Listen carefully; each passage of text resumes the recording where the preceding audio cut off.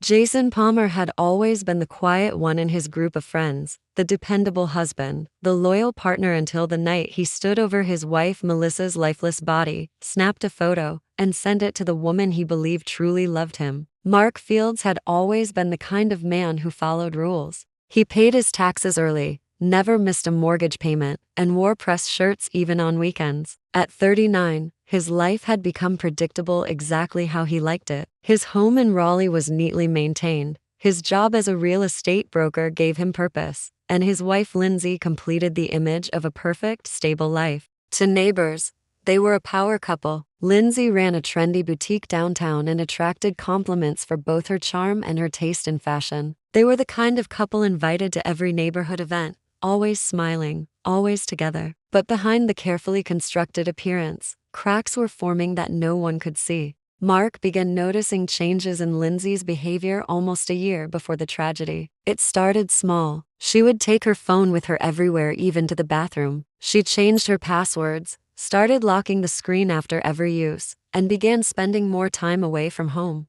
Her explanations were always convincing. There was a new shipment arriving late at the store. One of her employees needed help closing. She was meeting a client for a private styling session. At first, Mark believed her, but doubt slowly began to infect his thoughts. He tried to push the suspicion aside. Lindsay had always been independent and ambitious. Maybe she was just going through a phase. Maybe the pressure of running her own business had changed her. He tried not to care that she no longer asked about his day, or that she always seemed distracted when they spoke. But the little things piled up. The way she flinched when he reached for her phone. The late-night texts that she never let him see. The expensive new lingerie she bought but never wore at home. One evening, Mark waited until Lindsay fell asleep and checked her laptop. She had forgotten to log out of her browser. What he found sent a shiver through his body. There were hotel bookings made in cities she had no reason to visit. Not once, but repeatedly. All under her name. All paid in cash at the hotel. There were calendar entries that had been deleted but still appeared in the autofill. Every one of them corresponded to a night she claimed to be working late. Still, he had no concrete proof. No names, no photos. Just a gut feeling that his wife was lying to him. Mark's personality was not built for uncertainty. Once the suspicion took hold, it consumed him. He stopped focusing at work. He ignored calls from clients and missed deadlines. He started driving past Lindsay's boutique without telling her. Sometimes he parked across the street for hours, just to see who went in and out. He began monitoring her location through a shared family app on their phones. It only confirmed what he feared. She wasn't always where she said she'd be. When he asked her about it, she grew defensive, accused him of being paranoid. He didn't push further. He just kept watching. Eventually, he saw her meet someone. It was a rainy Tuesday evening when Mark followed her after she left work early. He trailed her car through back streets and empty intersections until she pulled into the parking lot of a boutique hotel 2 towns over. He waited in his car, heart pounding, hands clenched. Minutes later, a man approached Lindsay's car. They embraced quickly, and then walked inside together. Mark didn't follow them in. He didn't need to. He took several photos with his phone, capturing the man's face and the moment they entered the lobby. The betrayal wasn't just physical, it was psychological. Lindsay had looked him in the eyes, lied to his face, and built an entirely separate life behind his back. He recognized the man from years ago, Jason Connors, a name he hadn't heard in a long time. They had gone to high school together. Jason had been popular, charismatic, the kind of guy who got attention without trying. Mark hated him back then. Seeing him now, with his wife, reopened an old wound that had never healed. For days, Mark couldn't sleep. He replayed the images in his mind until they blurred with his thoughts. He imagined what Lindsay had said to Jason. He imagined them laughing at him, mocking him, making plans for a life that didn't include him. Rage began to settle deep in his bones. Not the loud, explosive kind. It was quiet, still, calculating. He didn't confront her. He didn't show her the photos. Instead, he started preparing. He began deleting browsing history. He bought cleaning supplies he didn't normally use. He moved tools around in the garage, looking for something heavy enough. And then he waited, pretending everything was normal, smiling at Lindsay, asking about her day, making coffee in the morning, all the while watching her every move. She never suspected. She thought she had outsmarted him, thought he was too weak, too boring to do anything about it. But Mark wasn't weak. He was broken in a way she had never seen before. When the night finally came, he lit candles, made dinner, played soft music in the background. He made it romantic, because that's what she liked. Lindsay had been surprised, even flattered. She laughed during dinner, complimented the wine, and seemed genuinely relaxed for the first time in weeks. It almost made him hesitate. Almost. Later that night, while she was in the shower, he walked to the garage and opened the toolbox. His hand wrapped around the wrench, and his mind emptied of everything except one thought: he couldn't let her go. Not to Jason, not to anyone. If he couldn't have her, no one would. Lindsay had never intended for things to spiral the way they did. When she first reconnected with Jason Connors, it wasn't about passion or excitement. It was about something quieter, something she hadn't felt in years. With Mark, the marriage had become a routine filled with dead conversations and cold silences. Their home felt like a place to exist, not to live. Jason, on the other hand, made her feel visible. He remembered things about her from high school that even she had forgotten. He made her laugh, asked about her dreams, and treated her like a person instead of a fixture in the house. At first, it was just coffee. Then came the messages, the shared memories, the phone calls at midnight. She didn't set out to fall for him, but she did. Jason had been living just an hour away, recently divorced and trying to rebuild his life. He was a successful contractor, worked his own hours, and had no kids. He wasn't looking for anything serious, but Lindsay changed that. He found himself driving to her town on weekends, waiting in parking lots near her store, or meeting her at motels where no one would recognize them.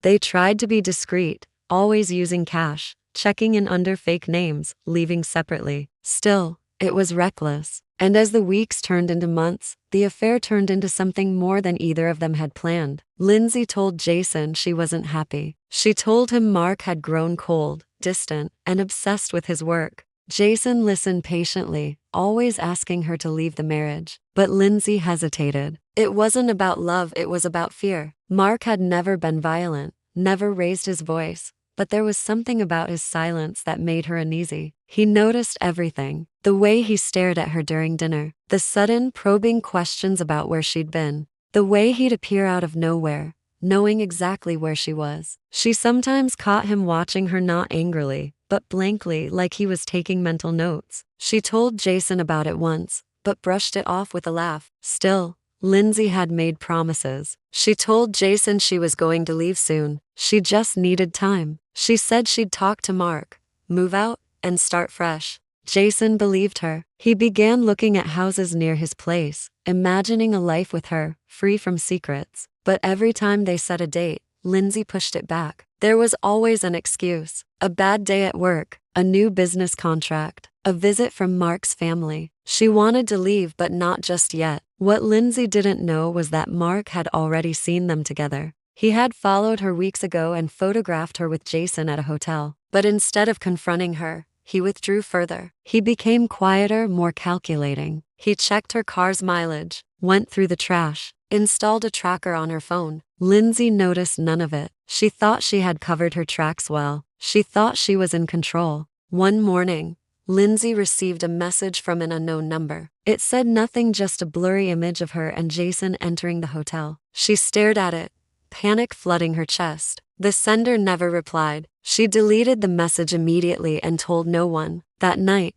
she hardly slept. She wanted to believe it was a prank. Maybe someone had seen them and was trying to scare her. But something in her gut told her otherwise. She began to look at Mark differently. His eyes no longer looked surprised when she came home late. His tone had changed, calm, but detached. She couldn't prove anything, but she sensed it. He knew. Lindsay told Jason about the message a few days later. He asked her to leave Mark immediately, but she refused. She said it was too dangerous now. If Mark had followed them once, he could do it again. She wanted time to figure things out, to wait until things calmed down. Jason argued, said they couldn't keep hiding forever. The conversation ended with tension neither of them addressed again. Meanwhile, Mark had begun putting his plan into motion. He stopped going to work and started spending hours alone in the garage. He organized tools, cleaned surfaces, studied articles online about how long bodies took to decompose, and how investigators detected blood even after deep cleaning. He learned about GPS jammers, untraceable phones, and how to dispose of evidence. He made notes in a small leather-bound notebook he kept hidden behind the furnace. To everyone else, he seemed fine. He showed up to a few community events, shook hands with neighbors, and even brought Lindsay flowers one morning. She was confused by the sudden affection, but too anxious to question it. Deep down, she felt something shifting. It was in the way he touched her shoulder for slightly too long, or how he lingered by the bedroom door when she changed clothes. She began sleeping with her phone under her pillow and double-checking the locks at night. Still, she continued seeing Jason. The affair wasn't about love anymore. It was about escape. She needed to believe that something better was possible, that her life didn't have to feel like a trap. Jason became her anchor to that fantasy. She clung to him harder than before, convinced that one day she'd leave and never look back. She never imagined that the walls were already closing in around her. Then came the dinner. Mark cooked steak, her favorite. He lit candles, played soft music, and poured wine. Lindsay was cautious but disarmed. He was kind, attentive, even charming.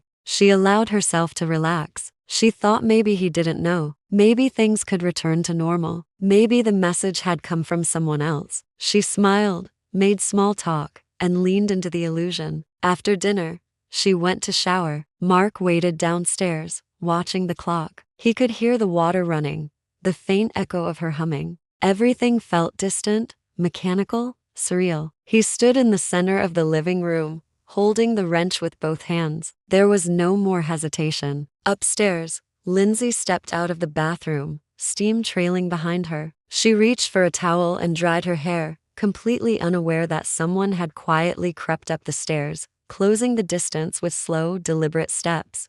The moment Lindsay stepped out of the bathroom, wrapped in a towel and walking toward the bedroom, everything seemed still. The house was quiet to quiet. No music, no TV, no movement from downstairs. She assumed Mark had stepped out, maybe to take a call or walk the dog. She wasn't alarmed. In fact, she was in a surprisingly good mood. The dinner had gone better than expected. Mark had been warm, even affectionate. For a brief moment, she thought things might actually be improving. She had even started to wonder if she could salvage the marriage. But Mark hadn't left the house. He was standing silently in the hallway, just out of her line of sight, gripping the wrench tightly. His breathing was shallow. The weight of the tool in his hand felt foreign but necessary. His mind was blank. The rage that once kept him awake at night was now replaced by a strange calmness. He had convinced himself that this was justice, not murder. Lindsay had lied, betrayed, and humiliated him. In his mind, she was no longer the woman he married. She was a stranger wearing his wife's face.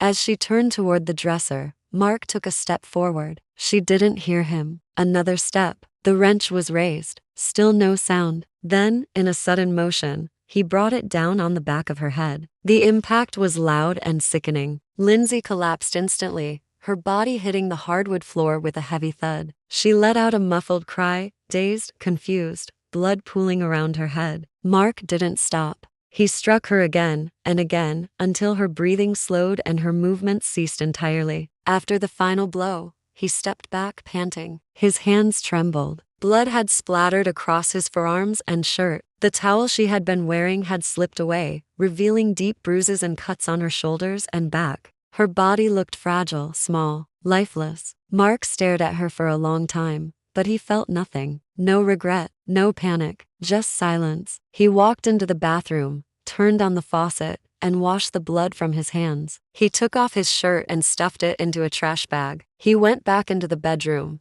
wiped down the wrench with bleach, and placed it back in the garage. Everything was methodical, like he was working through a checklist. He covered Lindsay's body with a blanket, then slowly dressed her in one of her favorite blouses. He brushed her hair, wiped the blood from her face, and laid her gently on the bed as if she were asleep. He stepped back to observe her. It looked almost peaceful. Then he did something no one would ever understand. He picked up his phone, positioned the camera, and took a photo of her lifeless body. He made sure her face was visible, the blood carefully hidden by the angle. Then he opened a new message, typed in Jason Connor's number and attached the image. The message was short, just 5 words. "She's all yours now. Enjoy."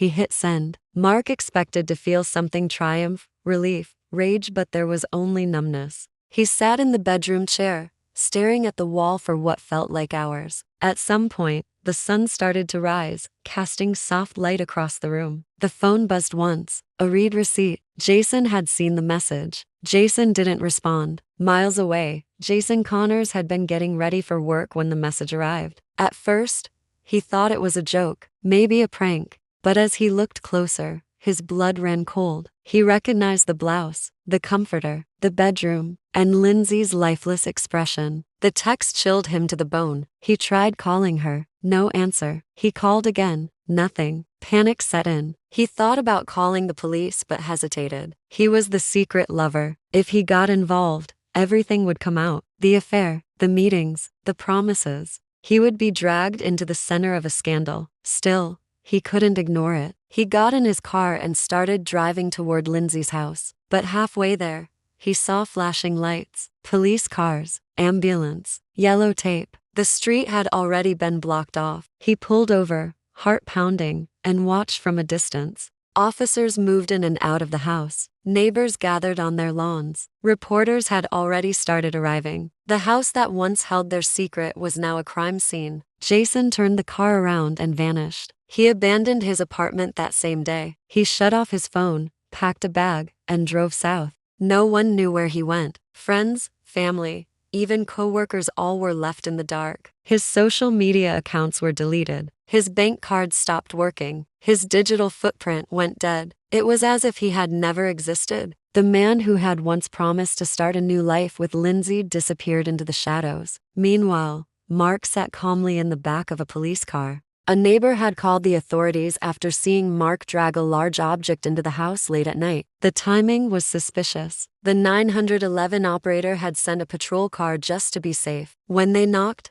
Mark opened the door without hesitation. He didn't resist. He simply led the officers upstairs and pointed to the bed. "I did what I had to do," he said. The officers placed him in handcuffs, read him his rights, and escorted him out of the house. Reporters snapped photos. Neighbors watched in disbelief. Mark's face was emotionless, cold, detached, as if the weight of what he had done had already faded into the past. The crime scene investigators worked through the day. They collected evidence, photographed the body, and documented everything. The medical examiner confirmed the cause of death as blunt force trauma. Blood spatter analysis matched the pattern on Mark's discarded clothing. The wrench, wiped clean but imperfectly, still held traces of Lindsay's DNA. But what stunned investigators the most was the text message. They recovered it from Mark's phone, traced it to Jason, and attempted to locate him. But Jason was gone. A warrant was issued. Alerts were sent out. Airports and bus stations were notified. But there was nothing. No trail. No clues. No sign of him anywhere. The case, already brutal, now had another layer of mystery. One man dead, one missing, and a photo that would haunt investigators, jurors, and viewers for years to come. The manhunt for Jason Connors began the moment authorities realized he had vanished. After recovering the chilling message, Mark sent a photograph of Lindsay's body accompanied by that sinister text. Detectives were desperate to question Jason. They believed he might hold key information that could shed light on the motive, the timeline, or possibly even the events leading up to the murder. But Jason was nowhere to be found. His phone remained off, his apartment untouched, and his car had been left abandoned in a Walmart parking lot 3 towns away. Inside the vehicle, police found a duffel bag with clothes, a half-eaten sandwich, and nothing else. The situation quickly escalated. News of Lindsay's brutal murder and the disturbing photo spread rapidly through local media. When it became public that Jason, the secret lover, had disappeared the same day the body was found, speculation exploded. Was he scared? Was he guilty? Had he played a role in Lindsay's murder? Or had he been the next victim in a larger, darker plan? With no clear answers, the theories only grew more tangled. Authorities issued a nationwide alert for Jason, placing his image on every major news network. But weeks passed with no credible leads. There were rumors. People claimed they saw someone who looked like him at gas stations, bus stops, diners, but every tip led to a dead end. Jason had seemingly vanished off the face of the earth. Even his family, who lived out of state, hadn't heard from him. He hadn't accessed his bank accounts, used any known identification, or contacted anyone. His silence was total. While the world searched for Jason, Mark sat in county jail, awaiting trial. He showed no signs of regret. During his initial interrogation, he admitted to killing Lindsay. His voice remained flat, emotionless, detached. When asked why, he repeated the same line, "She made her choice." Detectives pushed harder, asking about the photograph he sent to Jason. Mark stared blankly ahead, offering no explanation beyond a chilling remark. He needed to see her truth. As the case unfolded, prosecutors painted a damning picture of premeditation. Mark had not acted in a moment of rage. He had plotted the murder meticulously, tracking Lindsay's movements, stalking her meetings, collecting evidence of the affair. The wrench he used had been cleaned and stored away. The room had been staged. The photo had been framed and sent with deliberate timing. Every detail pointed to a man who wanted control over the narrative even after committing the act. The defense, meanwhile, offered a different version. They argued that Mark had suffered a mental breakdown after discovering his wife's infidelity. His identity, his marriage, his entire world had been shattered. They claimed the act wasn't calculated but the result of emotional instability and psychological trauma. They pointed to his lack of criminal history, his consistent behavior before the affair, and his willingness to surrender without resistance. Public opinion was split. Some saw Mark as a monster, a man who murdered his wife in cold blood and took pleasure in sending proof to her lover. Others saw a broken man pushed beyond his limits. But everyone agreed on one thing. The mystery of Jason's disappearance had cast a shadow over the entire case. Then, just 5 months after Mark's arrest and 1 month before the trial was set to begin, a grim discovery changed everything. A construction crew in rural South Carolina, clearing land behind an abandoned warehouse, unearthed a shallow grave. The workers called authorities after noticing a human foot protruding from the dirt. Police quickly arrived and cordoned off the area. Inside the grave, wrapped in a tarp,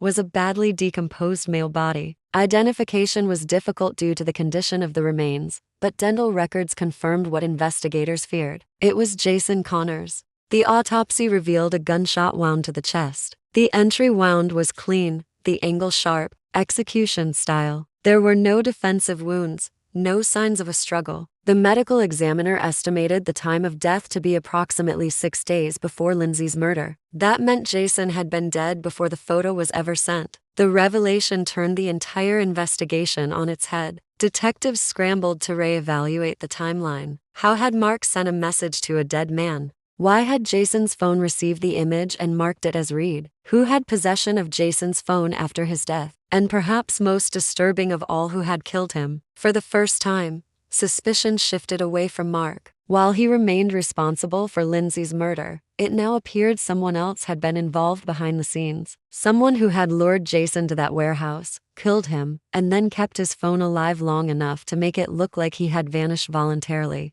The evidence suggested a third person, someone with access to Jason, someone who knew about the affair, someone who wanted all the players gone. The name that surfaced during a review of Lindsay's past was Travis Dale. Travis had dated Lindsay over a decade ago. The relationship ended badly, and she had described him to friends as possessive and jealous. After the breakup, he moved to South Carolina and started a small mechanic business. Investigators discovered a string of angry messages he had sent Lindsay in the years following their split, though she had blocked him long before the affair with Jason began. But when detectives pulled phone records from the burner phone that had sent the anonymous image to Lindsay weeks before her death, they found something chilling: a connection to a burner number linked to Travis's business. The signal from that phone had pinged near the same warehouse where Jason's body was discovered. Surveillance footage from a nearby truck stop captured a man resembling Travis filling a gas can the day before Jason disappeared. Travis was brought in for questioning. He denied everything, said he hadn't seen Lindsay in years, said he didn't even know Jason. But when investigators returned to question him again 2 days later, he was gone.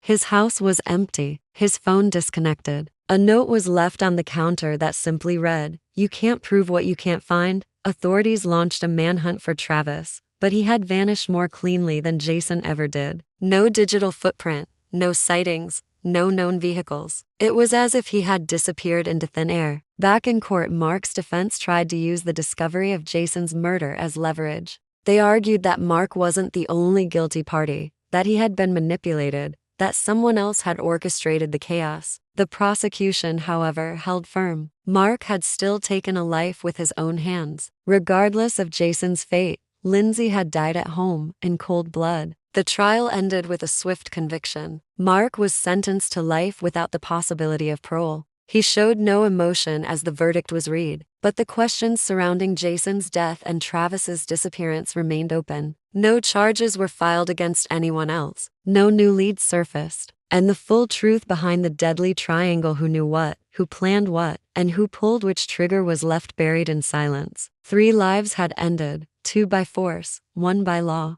And the one man who may have tied it all together was still out there, watching.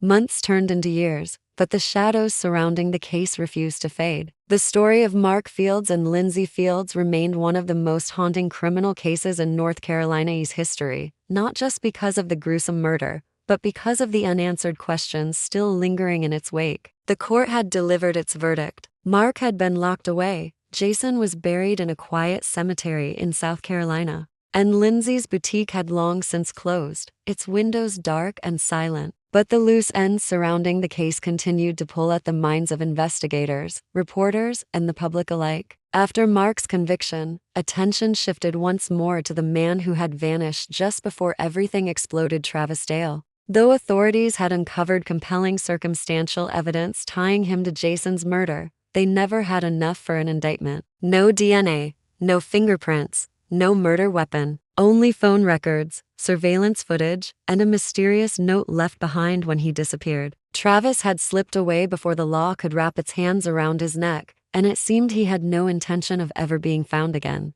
What disturbed investigators the most wasn't just that Travis had vanished. It was the way he had done it: calmly, efficiently, without leaving a trail. That level of precision suggested something more than desperation. It suggested planning, preparation, perhaps even experience. No family members were in contact with him. No old friends had heard from him. All of his bank accounts were untouched. If he was still alive, he was living off the grid, and doing it well. Despite numerous dead ends, detectives refused to close the file. Periodically, they reopened the case to follow up on scattered leads: anonymous tips from drifters, blurry security camera footage from out-of-state truck stops, even an online forum where someone claimed to have seen Travis in New Mexico. Nothing ever held. Each time hope rose, it quickly fell. And the question remained: why had he done it? What was the motive behind killing Jason? Theories flourished. Some believed Travis had been tracking Lindsay all along, that he had never truly let her go, and once he discovered her affair, his rage returned. Others speculated that Travis and Mark had been in contact, that Mark had somehow hired or influenced Travis to remove Jason from the picture.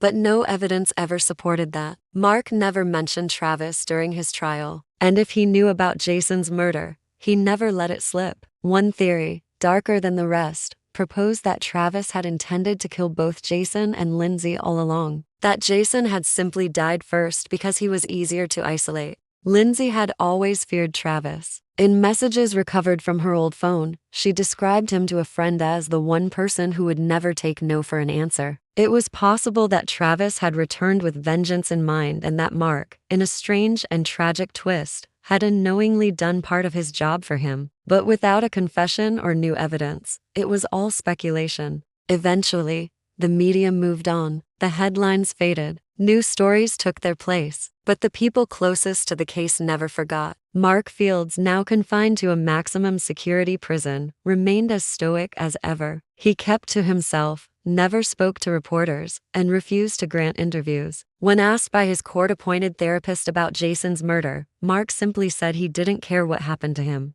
He insisted he had acted alone, without help or knowledge of what became of Lindsay's lover. He continued to show no remorse, no sorrow, only resignation. When asked if he would do anything differently, his only reply was, no. As for Jason's family, they were left with a shattered reality. His sister, Melissa Connors, had tried for months to get justice for his death. She contacted newspapers, posted online appeals, and even hired a private investigator to look into Travis's past. But each effort ended in disappointment. Without a suspect to charge, the case grew colder by the day. Jason's gravestone sat under a large oak tree, inscribed with the words, "Taken without warning, remembered without end." Lindsay's parents moved out of North Carolina. They never publicly spoke about their daughter's death, but neighbors said they sold the family home quietly and left town under the cover of night. The boutique she once ran remained vacant for years. Some believed the space was cursed. Others said no business dared to lease it out of respect.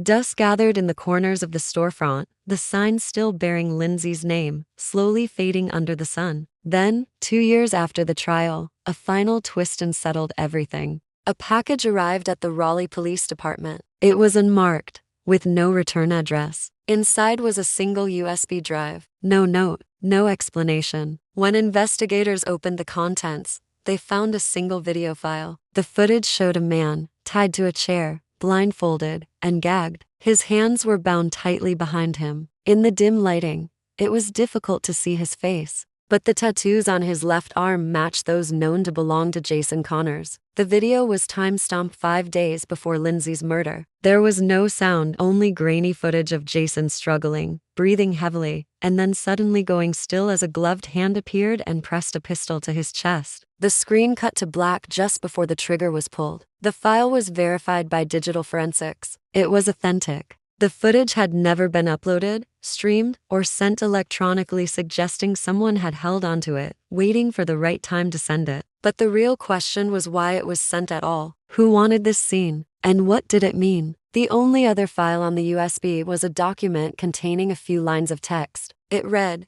"You looked in all the wrong places. I was never hiding. You just didn't know where to look. Some things are better left buried." The case was officially reopened. Once again, detectives combed through Travis's background, but the trail was colder than ever. The package had been mailed from a rural post office in Alabama, using cash. The envelope had no fingerprints, no DNA, just the haunting truth that someone out there was still playing a game with lives they had already ruined. Today, the Fields case remains a fixture in online true crime communities. Reddit threads dissect the timeline. YouTube documentaries speculate on Travis's role. Amateur sleuths pore over old surveillance footage, police reports, and satellite imagery. But no answers have surfaced. 3 names, 3 fates. Lindsay, the betrayed. Jason, the hunted. Mark, the executioner. And somewhere in the silence, a 4th shadow lingers, unseen, uncaught, unforgiven,